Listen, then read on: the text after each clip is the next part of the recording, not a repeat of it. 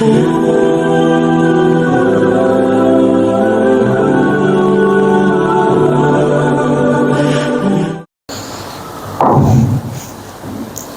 Rabbi bil Mustafa balligh maqasidana waghfir lana ma madha ya wasi'al karami. Ya Rabbi bil Mustafa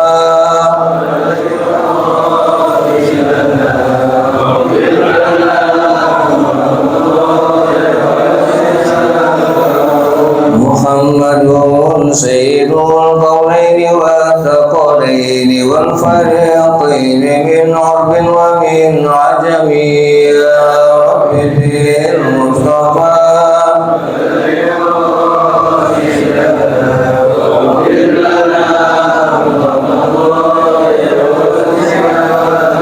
huwal habibul ladzi turja syafa'atuhu li kulli hawlin minal ahwali muqtahabi. Ya Rabbi bil Mustafa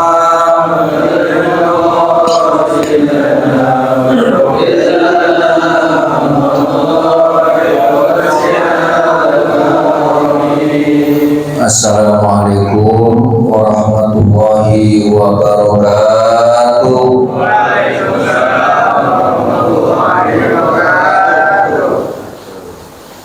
Bismillahirrahmanirrahim. Alhamdulillahilladzi ja'ala syahrul Ramadan syahrul khair, syahrul mubarak, syahrul maghfirah.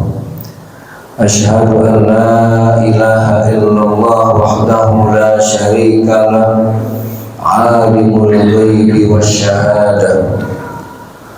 Wa asyhadu anna sayyidana Muhammadan abduhu wa rasuluhu sahibu syafa'atil ummah.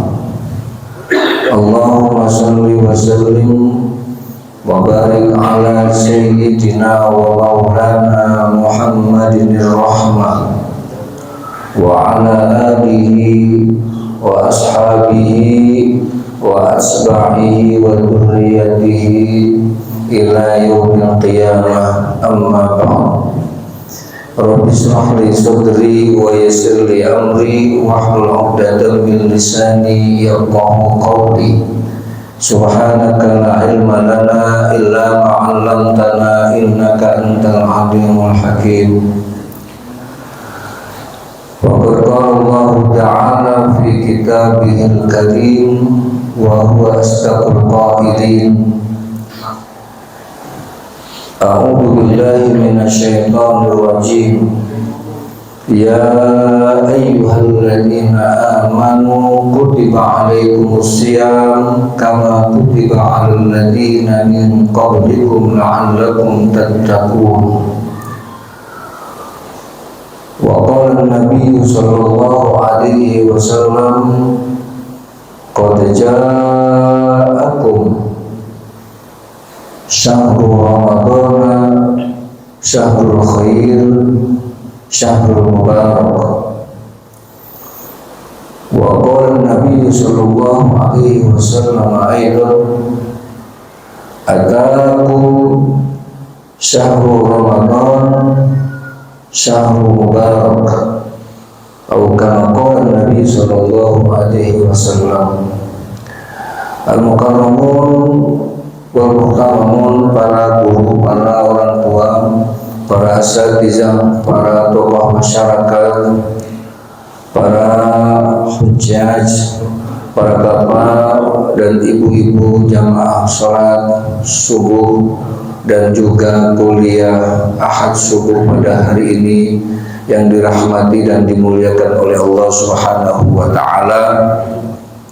Oleh khusus yang sama kita hormati Ketua DKM Masjid Peradaban 5.0 Masjid Al-Barokah, yakni Al-Muhtaram Bapak Ustadz Haji Edi Nasruddin Eskom, dan juga Al-Muhtaram Ustadz Alfian, Ustadz Yayan Sofian SPD, serta para bapak, para asatizah, juga para ustazah, para ibu yang tidak disebutkan satu persatu. Mudah-mudahan semua yang hadir di majelis mulia ini senantiasa diberikan umur yang panjang, sehat walafiat, selalu diberikan keluasan rezeki, diberikan umur yang berkah, waktu yang berkah, dan juga rezeki yang barokah. Amin ya robbal amin.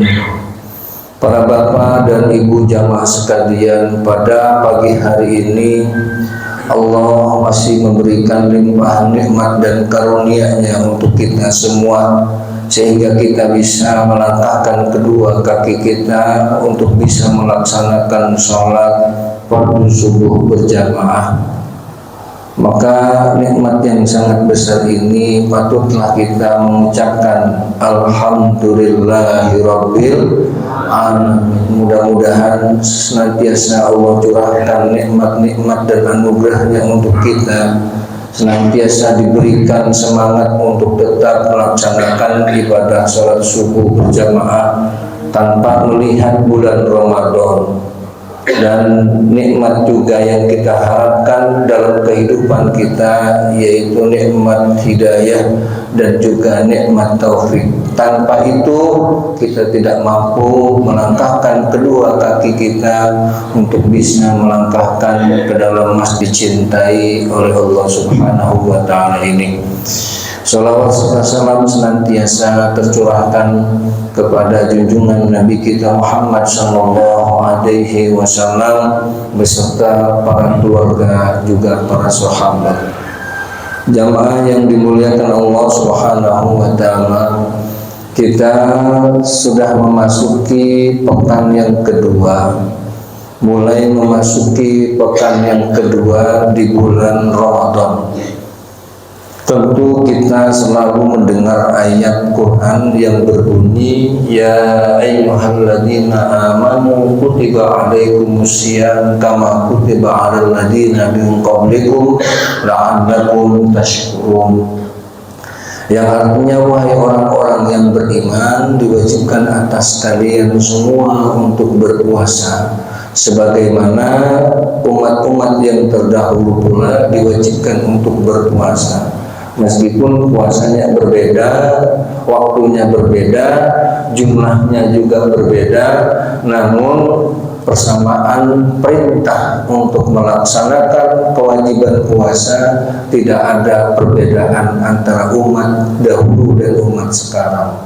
Itu semua merupakan bagian daripada nikmat yang Allah berikan agar kita semua terhapus dosa dan salah kita, dan kita termasuk orang-orang yang dianggap bersyukur oleh Allah Subhanahu wa Ta'ala. Dan juga dalam satu hadis tadi kami bacakan, jadi ketika Nabi SAW bersabda, qad ja'akum, sungguh telah datang kepada kalian bulan Ramadan, yaitu bulan yang penuh dengan kebaikan dan keberkahan.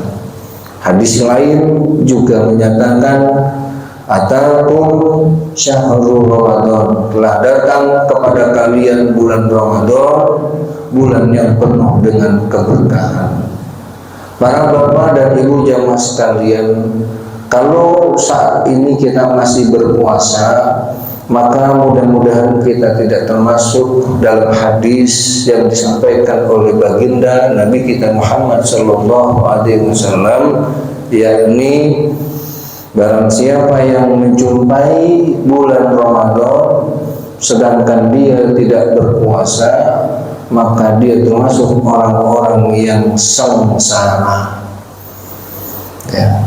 Jadi kalau ada orang yang sampai saat ini ada yang tidak puasa tanpa udzur, Pak, tanpa udzur, maka orang itu termasuk orang yang mendapatkan kesengsaraan.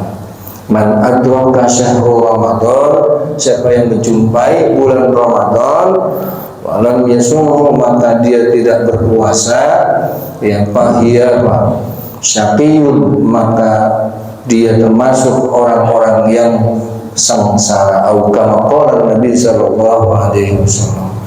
Para bapak jamaah sekalian yang dirahmati dan dimuliakan Allah Subhanahu wa taala, pada pagi hari ini bahwa kita ada kajian setiap Ahad subuh di setiap bulannya, maka tema yang kita angkat pada kesempatan bulan Ramadan ini, kita mengenal ampunan Allah. Allah yang maha memberikan ampunan kepada hamba-hambanya. Lebih-lebih Ramadan adalah syahrul maghfirah, bukan hanya syahrul siyam, bukan hanya syahrul khair, bukan hanya syahrul mubarak, tapi juga syahrul maghfirah, yaitu bulan penuh dengan ampunan Allah Subhanahu wa ta'ala. Oleh karena itu, mari sama-sama kita mengenal bagaimana ampunan Allah yang diberikan kepada hamba-hambanya, terkhusus di bulan Ramadan.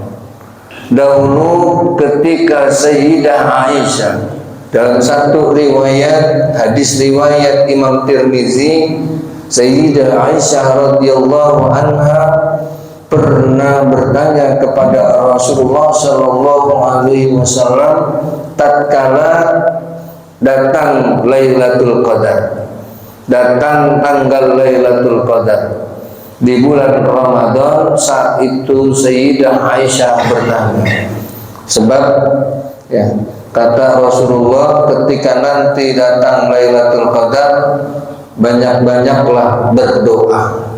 Maka Sayyidah Aisyah bertanya, doa apa yang layak, yang pantas kita panjatkan di hadapan Allah ya Rasul?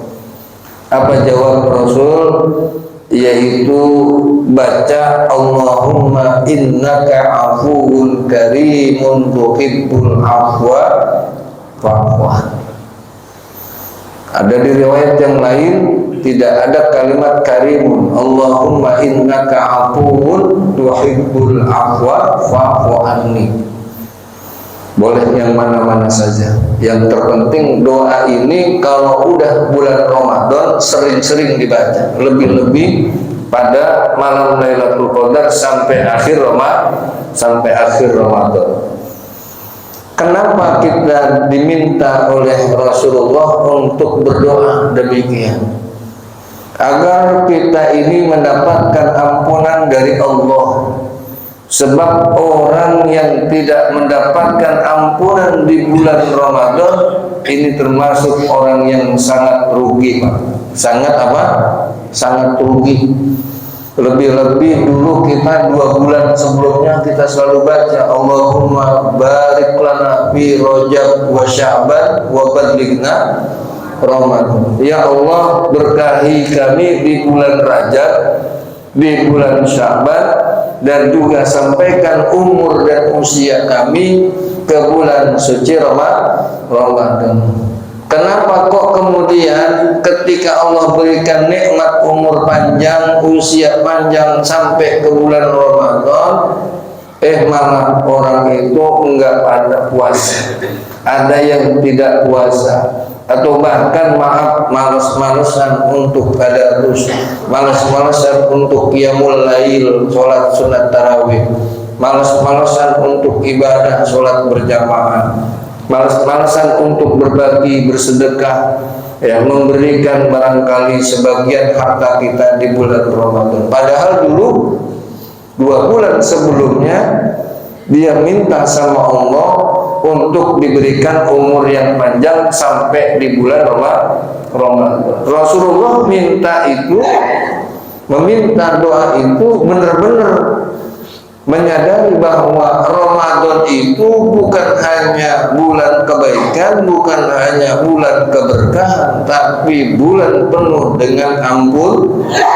Man shoma Ramadana imanan wa ihtisaban ghufira lahu ma taqaddama min dzambi. Barang siapa yang berpuasa di bulan Ramadan dengan penuh keikhlasan, kesadaran diri, penuh keimanan kepada Allah, maka insya Allah dia termasuk orang-orang yang mendapatkan ampunan Ampunan yang mana yang diberikan oleh Allah? Ampunan yang dulu pernah dia lakukan dosa-dosanya, baik yang telah lalu maupun yang akan datang.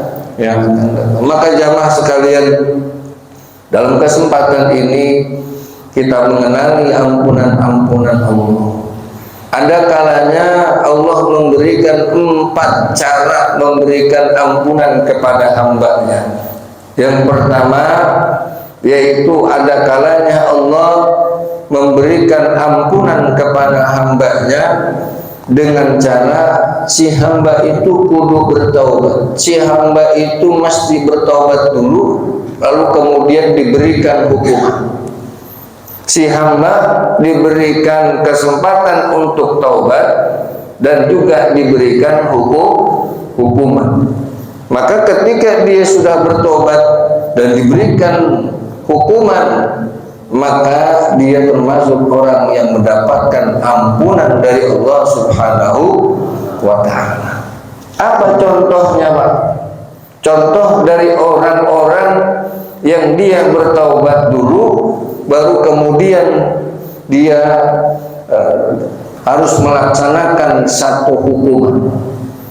Yang pertama, salah satu contohnya adalah dulu ketika Nabi Musa alaihissalam punya kaum di mana mereka meminta satu kitab, satu pedoman agar supaya mereka mendapatkan petunjuk dalam kehidupan mereka. Namun singkat cerita, Nabi Musa alaihissalam memohon kepada Allah untuk pergi ke Bukit Tursina sepanjang 40 hari 40 malam, meminta satu kitab, meminta satu pedoman agar kehidupan dirinya dan kaumnya ini ikut menjalani keimanan dan tauhid kepada Allah dengan lurus. Namun apa daya yang terjadi, kaum Nabi Musa alaihissalam mengingkari hal yang demikian. Ketika Nabi Musa alaihissalam berangkat ke Bukit Tursina, ke Jabal Tursina. Tursina itu gunung yang ada di Sinai, Pak, yang ada di Mesir. Lumayan tuh, kalau tidak salah ada di bagian selatan, bagian Mesir. Ya, kalau ke Mesir boleh dah ya menapak tilas perjalanan Nabi Musa alaihissalam ke sana, Pak. Kalau mampir, biasanya kalau ada umroh plus Mesir bisa itu, boleh mampir ke sana itu. Nah, jadi itu ketika Jabal Tursina tadi di Gunung Sinai, Nabi Musa alaihissalam minta satu kitab yang dinamakan dengan kitab Taurat. 40 hari 40 malam, sebagian dari kaumnya ada yang membelot, ada yang mengingkari perjanjian-perjanjian yang dahulu mereka itu berjanji akan tetap beriman dan ikut kepada ajarannya Nabi Musa alaihissalam.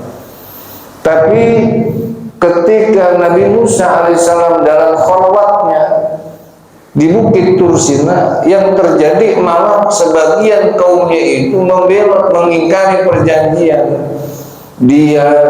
Mereka kaumnya itu sebanyak kurang lebih 70.000 orang. Itu mereka menyembah anak sapi yang disebut dengan Samiri, ya, kita kenal itu. Kemudian terdengarlah oleh Nabi Musa alaihissalam pulang dari Bukit Tursina, maka mereka ini ketemu dengan Nabi Musa alaihissalam, dimintai untuk bertaubat kepada Allah Subhanahu wa ta'ala. Di sana ada yang tertinggal, di antaranya Nabi Harun dan kaumnya, sekitar kurang lebih 12.000.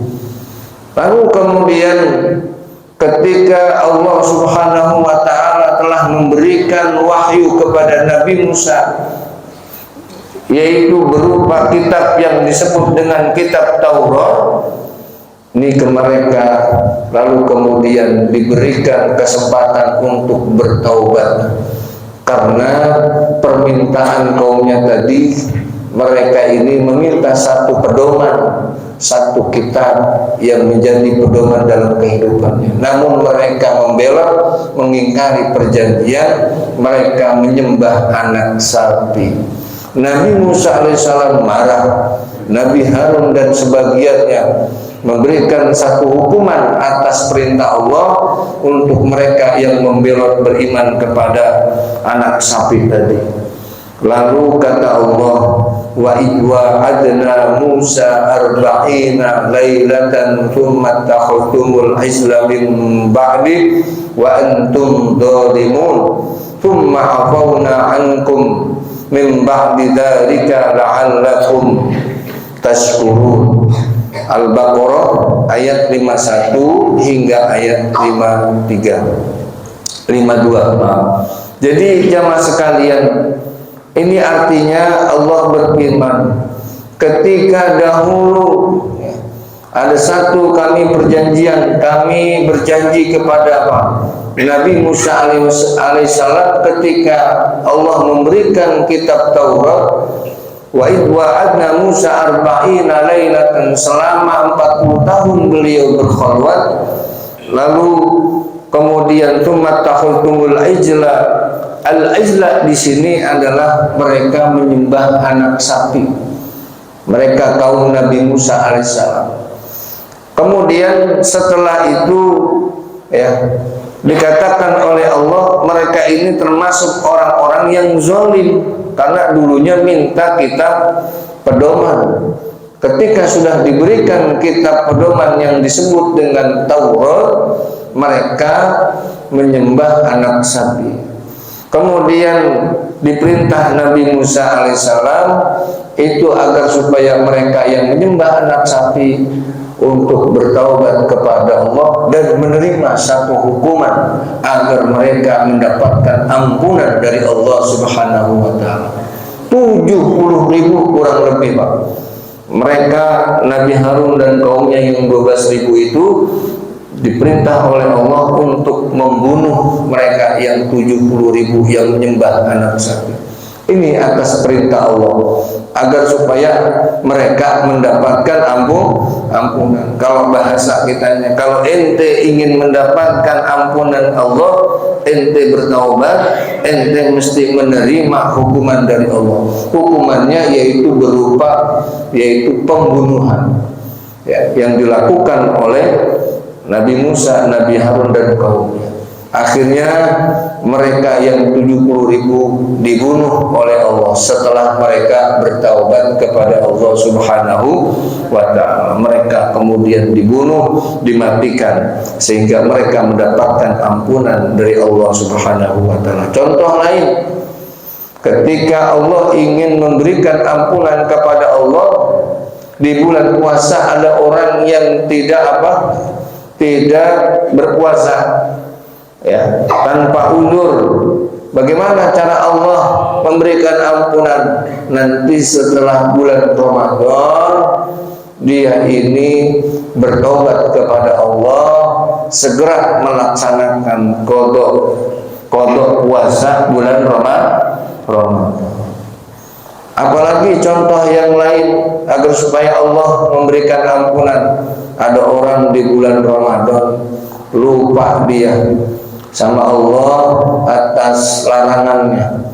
Di bulan Ramadan tidak boleh berkumpul dengan istri, dia berkumpul siang-siang bolong karena mungkin sudah kebelet akhirnya dia di bulan setelah Ramadan selesai, dia bertobat kepada Allah dan harus memberikan kafarat selama puasa 2 bulan berturut-turut. Kalau tidak sanggup berpuasa 2 bulan berturut-turut, maka dia harus memberikan, yaitu berupa apa? Berupa fidyah sebanyak 60 anak orang miskin, 60 orang miskin, baik itu pakaiannya, Pak, Berat juga tuh. Kalau 2 bulan ini yang berpuasa adalah suaminya. Kok istrinya tidak? Ya tidak. Meskipun yang istrinya yang ngajak-ngajakin umpama. Iya. Tuh, istrinya yang apa? Yang ngajak-ngajakin, yang nawarin. Umpama di siang bolong bulan Ramadan, istri yang nawarin. Lah kita mah agama laki-laki, istri yang apa? Yang pengen ya. Lah karena emang istrinya apa? Nawar-nawarin, rupanya suaminya apa? Lah dikasih ikan kucing ya. Langsung dia apa? Langsung ditunggu ya. Hap dia kayak kucing garong ya. Akhirnya batal puasanya. Maka dia harus dua-duanya harus bertobat. Tapi yang mengganti adalah suaminya. Puasa 2 bulan berturut-turut. Hari ini puasa 2 hari, 3 hari puasa. Kemudian hari yang kelima dia tidak puasa, maka ngulang lagi Pak. Ngulang lagi. Pokoknya 2 bulan bagi laki-laki tidak boleh ada yang putus selama 2 bulan berturut-turut. Tuh hikmahnya perempuan tidak apa diberikan beban 2 bulan berturut-turut untuk puasa, karena perempuan ada masa haidnya. Ada masa apa? Masa haid. Kalau ada dia berpuasa umpama 2 bulan berturut-turut, maka dia tidak apa? Tidak akan sanggup karena ada masa udurnya. Maka laki-laki siap-siap menanggung 2 bulan berturut-turut. Kalau nggak sanggup memberikan tadi apa? Makanan atau pakaian sebanyak 60 orang miskin ya.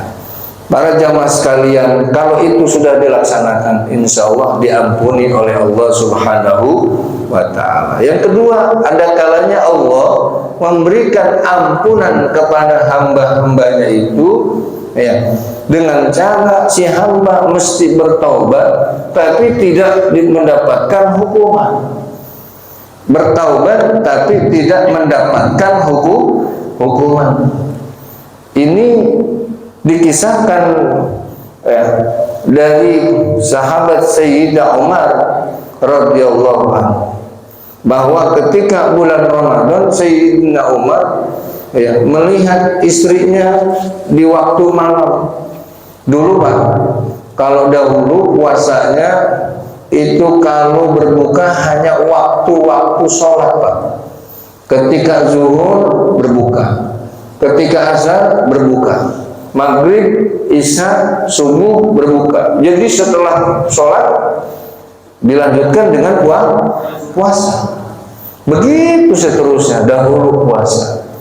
Satu ketika Sayyidina Umar ya, bin Khattab radhiyallahu anhu, beliau di waktu malam melihat istrinya. Melihat apa? Melihat istrinya. Penuh dengan gairah, penuh dengan ketidakbiasaan lah, intinya ini luar biasa. Akhirnya Sayyidina Umar sahabat Rasulullah melihat istrinya yang demikian ingin berkumpul di waktu malam di masa bulan suci Ramadan. Lalu kemudian teringatlah beliau ya, bahwa ini adalah satu kesalahan yang dilakukan oleh sahabat Sayyidina Umar bin Khattab. Di waktu subuh menghadaplah Sayyidina Umar dengan rasa malu dan takut menghadap Rasulullah, mengadukan kejadian yang tadi malam terjadi berkumpul dengan istrinya. Lalu kemudian sahabat Umar bin Khattab menghadap Rasulullah setelah waktu subuh berlalu, ya Rasulullah, semalam saya begini dengan istri saya. Maka sekiranya bagaimana hukum yang bisa dilakukan atau dilaksanakan oleh agama kita. Nah, kemudian mendengar curhatan aduan dari sahabat Umar bin Khattab, rupanya sahabat-sahabat yang lain saat itu mendengar curhatannya Sayyidina Umar. Ketika mendengar itu orang-orang di sekitar, sahabat-sahabat yang lain juga demikian Pak. Kalau malam ya, ada yang berkumpul dengan istrinya, rupanya takut dan malu sama Rasulullah, enggak berani nggak berani ngadu. Ini karena Sayyidina Umar berani ngadu, berani bercerita, ya. Lalu kemudian sahabat yang lain dan orang-orang yang mendengar curhatan itu ikut bercerita. Ya Rasulullah saya juga, ya Rasulullah saya juga. Ternyata banyak yang begitu, Pak.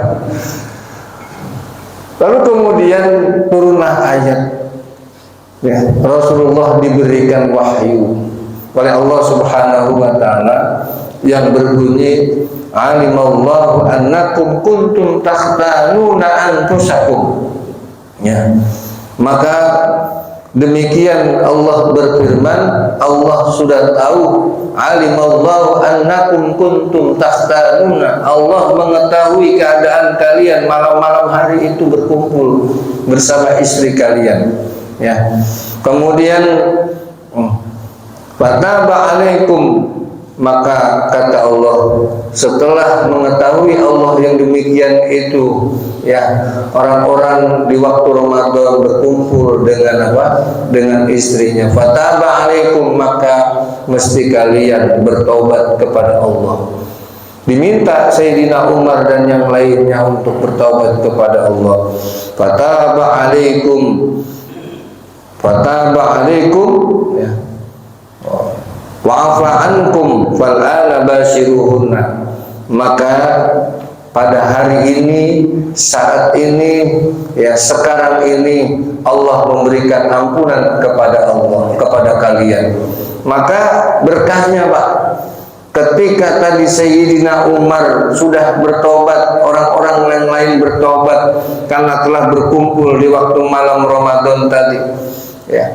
Kemudian Nabi kita Muhammad diperintah oleh Allah untuk ditetapkan kalau bulan suci Ramadan yang akan datang cukup dari waktu subuh sampai di waktu maghrib.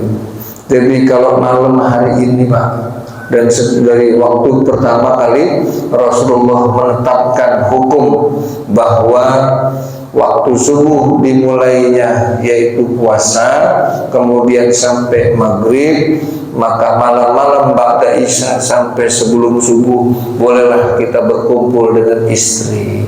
Berkahnya Sayyidina Umar bin Khattab. Itu, Pak, kesalahan sahabat saja menjadi syariat, ya. Jadi kita bersyukur atas kejadian yang demikian.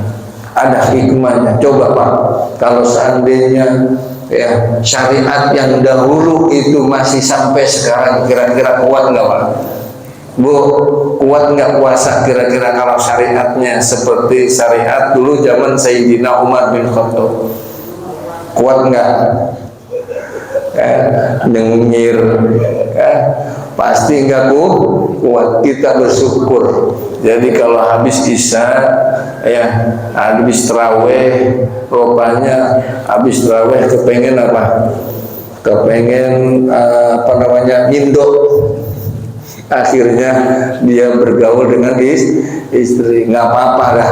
Yang penting sebelum subuh mandi, ya, sebelum subuh mandi junub, mandi hadas besar. Meskipun, ya, dalam satu hukum, seandainya waktu subuh sudah masuk, dia belum sempat mandi hadas besar, maka puasanya tetap sah, ya. Jemaah yang dirahmati dan dimuliakan Allah. Ini yang kedua. Jadi sahabat diminta untuk bertaubat, tapi tidak dihukum oleh Allah Subhanahu wa ta'ala. Kemudian yang ketiga, ada kalanya Allah memberikan ampunan itu tanpa tanpa diperintah untuk bertaubat, tanpa juga diberikan hukuman. Seperti apa itu ampunan Allah yang demikian? Seperti di bulan Ramadan ini juga. Ada orang bulan Ramadan dia lupa kalau ini bulan Ramadan, kalau ini bulan puasa, kalau ini dia sedang puasa. Tiba-tiba pulang dari Masjid Al-Barokah, ya, pulang ketemu dapur, lihat ada air adem diminum, Pak, ya. Dia lupa kalau ini puasa. Dia lupa, akhirnya dia sarapan. Rupanya nasi goreng tadi sahur belum habis, tanggung katanya. Dia makan nasi goreng habis piring, ya.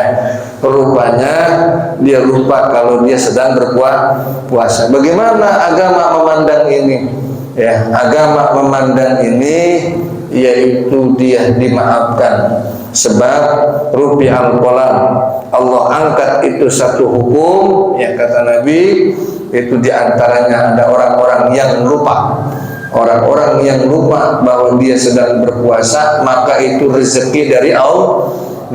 Makanya Pak, kalau ada orang lupa dia lagi makan, ya, dia berpuasa, lalu kemudian dia makan, itu jangan langsung diingetin. Jangan langsung diingetin, biarin aja habisin dulu. Hah? Iya Pak, sebab ketika kita ingetin dia lagi makan enak-enak Pak, makan jengkol, iya kan, makan yang seger-seger, sedap banget, mana ada lalapnya, ada sambelnya juga, ya. Begitu dia makan, belum habis Pak, udah pedas lagi. Nah, istrinya ngingetin, Pak lah lupa kan puasa. Apa yang terjadi? Suaminya kepedesan. Iya kan ya, bingung. Iya ya, mana udah ingat puasa, minum kepedesan ini. Kalau nggak minum apa? Waduh, doer bisa ini mulut kita ya. Tubuh kalau suami sedang lupa dia puasa, dia makan, ya belum habis, biarin aja dulu, biarin sampai kelar, sampai dia minum, biarin 2 gelas dia habis. Bahkan dia minum sirup juga nggak apa-apa, biarin aja dulu sampai selesai dia makan, sampai dia selesai minum, barulah kita tegur, enak ya Pak ya, alhamdulillah kenyang. Emang lupa Pak kalau hari ini puasa? Emang iya katanya, udah kenyang baru inget ya. Jadi begitu begitu udah selesai makan, selesai minum, maka baru kita ingetin. Bukan hanya suami kita, orang lain juga begitu. Sama. Jadi hari ini pura-pura lupa ya Pak ya. Lain lagi nanti babnya itu Mbak ya. Jadi jamaah sekalian, jadi orang lupa itu dimaafkan. Orang lupa dimaafkan. Ya. Kemudian yang terakhir, ya, tapi juga ada juga contoh lain tuh. Contoh di dalam sholat ya. Kadang-kadang kita lupa sholat subuh umpama kita yang biasa kunut tidak kunut ya. Tambelannya apa? Yaitu nanti sujud apa? Sujud sahwi. Kalau sujud sahwi tidak juga ingat, maka ya sudah, yang namanya orang lupa udah selesai.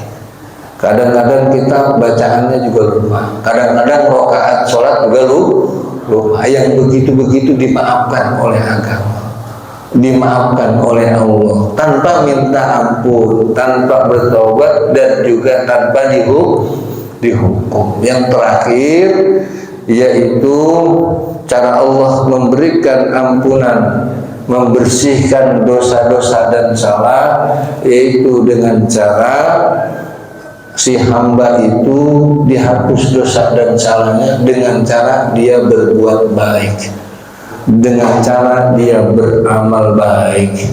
Innal hasanata yudhibnas sayyi'at. Sungguhnya kebaikan-kebaikan itu dapat menghapus dosa-dosa dan salah. Maka kayak kita sholat ya Bu ya, kita puasa, kita sedekah, itu semata-mata untuk menghapus dosa dan salah kita. Semakin kita banyak beramal baik, maka amal baik itu menghapus dosa dan salah kita yang telah lalu. Sama kayak kita puasa, sama kita sholat sunat tarawih. Sholat sunat tarawih nggak ada Pak sebelum Ramadan. Rajab nggak ada sholat sunat tarawih, Syaban tidak ada, Dzulqa'dah, Dzulhijjah, ya itu semuanya tidak ada sholat sunat tarawih, hanya ada di bulan Ramadan. Maka bersiap-siaplah nanti di akhirat kelak nanti kalau ada yang meninggal di antara kita, orang-orang iman yang terdahulu juga pernah melakukan sholat sunat tarawih, maka orang-orang itu termasuk yang beruntung. Kenapa? Karena dia memberikan kesempatan umurnya untuk sholat sunat tarawih. Karena bulan-bulan yang lain tidak ada sholat sunat tarawih, maka insya Allah sholat sunat tarawih itu menjadi jubahnya nanti di akhirat, menjadi pakaiannya di akhirat, menjadi ciri bahwa ini umat Nabi Muhammad Sallallahu Alaihi Wasallam. Jadi sholat sunat tarawih itu sangat penting, Pak, untuk bisa menghapus dosa dan salah-salah kita.